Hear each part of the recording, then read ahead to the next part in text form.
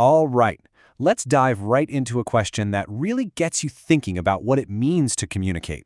You know, we tend to think of storytelling as our thing, right? Something uniquely human, with all its language and plots and characters. But what if it's not?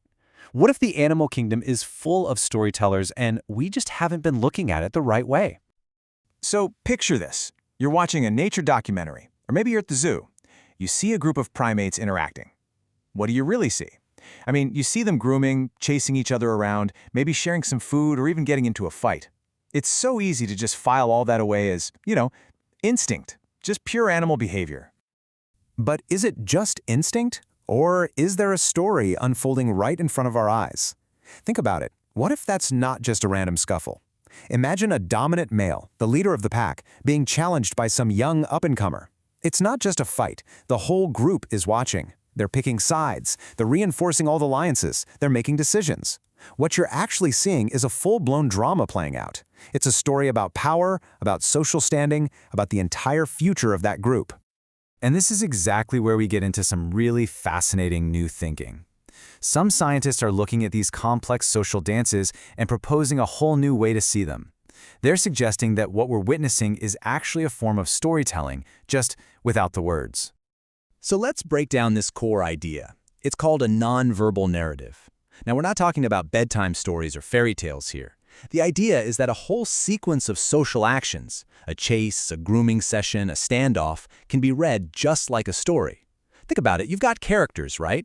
The dominant leader, the young challenger, the loyal allies. You've got a plot, like a conflict over food or social status. And crucially, there are real consequences that totally shake up the social structure of the group. Okay, so you might be thinking, is this just a cool metaphor, a neat way to describe animal behavior, or is there something deeper going on here, like a real scientific theory? Well, the answer is yes, there absolutely is. And honestly, it could completely reframe how we think about how communication even evolved in the first place. It's called the narrative intelligence hypothesis, and the core idea is pretty straightforward when you think about it.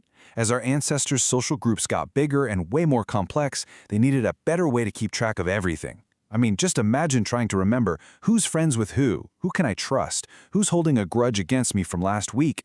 A story, a narrative, turns out to be the perfect mental tool for organizing all that messy social information. So you can see how it builds, step by step. First, your social world gets way more complicated. Then, a real need pops up. You've got to be able to track all these different relationships to survive. And finally, the narrative format, the ability to think in stories, evolves as the perfect tool for that job. And this is the really big takeaway here. Storytelling might not have started as entertainment at all. It might actually be a fundamental survival tool for any social creature.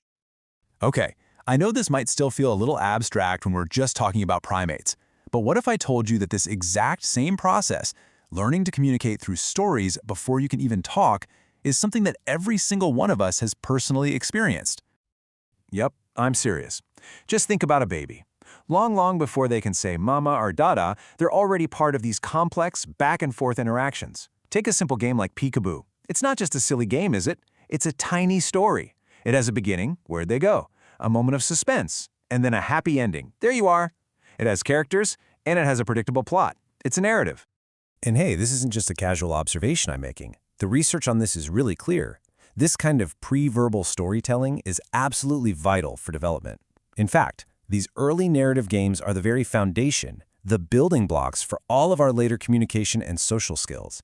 It's how we learn things like taking turns, building trust, and reading emotional cues, all through these simple, wordless stories. When you put it side by side like this, the parallels are just stunning, aren't they? On one hand, you have primates using these nonverbal stories to manage their incredibly complex social lives. Who's an ally? Who's a rival? Where do I fit in? And on the other hand, you have human babies using their pre-verbal stories to build their foundational social world, learning about attachment, trust, and social rules. The function is almost identical, using structured interactions to figure out how to navigate a social world. Okay, so let's pause for a second. Primates might be telling stories without words, and we know human babies do it too. That's really cool. But so what? What's the big takeaway? Why does this matter, and how does it actually change our whole understanding of communication and even intelligence itself? All right, let's tie all these threads together. So first, we can look at primates and see something more than just instinct. We can see complex, nonverbal stories playing out. Second, storytelling probably wasn't just for fun. It likely evolved as a super practical tool for managing social life. Third, and this is a big one, this skill for narrative seems to be older than spoken language. And finally, all of this gives us a totally new way to think about and even study intelligence in other animals. So what this all boils down to is a pretty radical idea. Storytelling isn't just some human hobby, something we do to create art or entertain each other. It might be one of the most ancient, most fundamental tools our brains ever evolved to make sense of a complicated social world. Think about that for a second.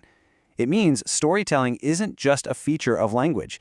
It might be the other way around. Language is a feature that evolved to serve our deep, deep need to tell stories. And that leaves us with one last big question to chew on. If a story is really just a blueprint for social intelligence, a way to track characters and plots and relationships over time, then who else out there is telling them? What other storytellers are we missing? Thanks for digging into this with me today.